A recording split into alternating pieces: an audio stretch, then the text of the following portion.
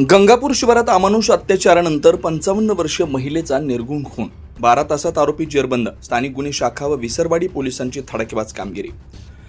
Navapur 25 February 2026 तालुक्यातील गंगापूर इथं 55 वर्षीय महिलेवर अमानुष अत्याचार करून तिचा खून केल्याची संतापजनक घटना 24 फेब्रुवारी रोजी सायंकाळी उघडकीस आली। या प्रकरणातील आरोपीला अवघ्या 12 तासांच्या आत अटक करण्यात पोलिसांनी यश आलंय।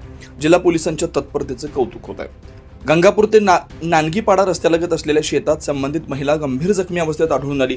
नातेवाईक व स्थानिक नागरिकांनी तात्काळ तिला उपचारांसाठी रुग्णालयात दाखल केलं, मात्र वैद्यकीय अधिकाऱ्यांनी तपासणीनंतर तिला मृत घोषित केलं।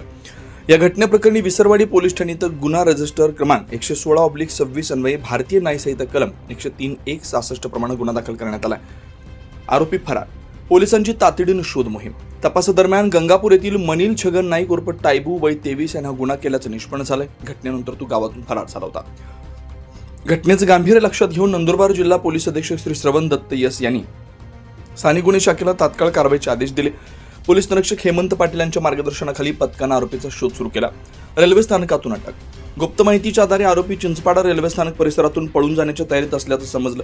पोलिसांनी सापळा रचून नवापूर रेल्वे स्थानक परिसरातून त्याला शिताफीनं ताब्यात घेतलं। सखोल चौकशीनंतर त्याला अटक करण्यात आली। वरिष्ठांचं मार्गदर्शन, पथकाची एकजूट।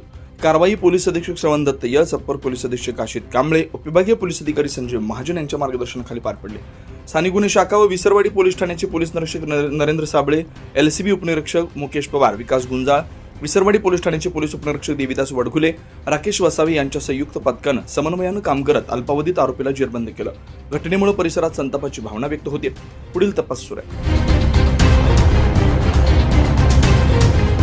24 लाईव्ह महाराष्ट्र न्यूजसाठी वसंत पाणी, नवापूर, विसरवाडी।